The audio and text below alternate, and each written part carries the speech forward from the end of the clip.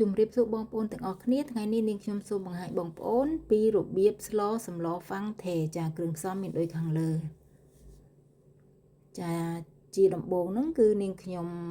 យកត្រីក្រៀមហ្នឹងយកមកកាត់ចាជាកង់ខ្លីៗដោយសារតែវាវែងចាបន្តមកទៀតគឺនាងខ្ញុំចាក់ទឹកបន្តិចដើម្បីត្រាំត្រីក្រៀមយើងហ្នឹងឲ្យវារីកចារួចហើយនាងខ្ញុំយកចេកថាវមកហាន់ជាចំណិតតូចចាគឺហាន់រៀងវាបែបហ្នឹងចាស្លឹកខ្ទឹមក៏ដូចគ្នាដែរគឺយើងហាន់វាល្អិតៗមកដើម្បីបង់ក្នុងទឹកសម្លយើងចាហើយនឹងតៅហ៊ូចារួចនាងខ្ញុំគោះពងមាន់ចំនួន2គ្រាប់ចាយើងវាយបំបែកវាឲ្យសព្វល្អចាឃើញថាត្រីក្រៀមយើងនឹងបានរីកល្មមហើយនាងខ្ញុំស្រង់វាដាក់ចានដើម្បីយកទៅឆាជាមួយនឹងប្រេងល្ងចាជាដំបូងយើងដាំឆ្នាំងយើងនឹងឲ្យក្តៅចាក់ប្រេងល្ងចំនួន1ស្លាបព្រារួចឆាត្រីក្រៀមយើងនឹងចាដែលយើងបានត្រាំវារីកល្មមហើយឆាវាឲ្យឡើងក្លិនឈ្ងុយរួចដាក់ឆៃថាវចូល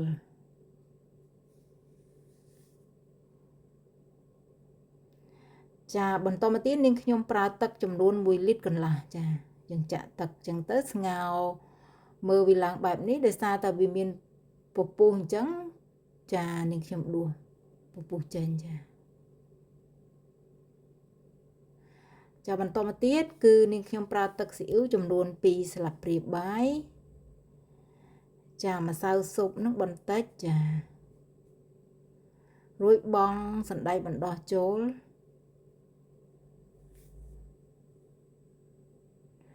ចារួចហើយយើងចាក់ពងមាន់យើងហ្នឹងចាពងមាន់ដែលយើងវាយបំបែករួចស្រេចហ្នឹងយើងចាក់ចូលក្នុងទឹកសម្លយើងទៅដើម្បីឲ្យទឹកសម្លហ្នឹងកាន់តែខាប់ចាមើលទៅទំនងគួរឲ្យឆ្ងាញ់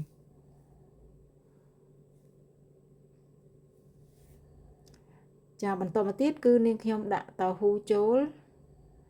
ចានិងស្លឹកខ្ទឹមចាហើយជាចុងក្រោយហ្នឹងគឺនាងខ្ញុំដាក់ម្រេចបន្តិចចា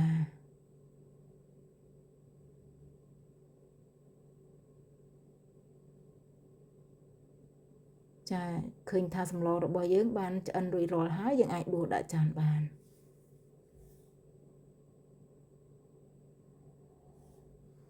ចាសូមអរគុណចំពោះការតាមដានវីដេអូរបស់នាងខ្ញុំ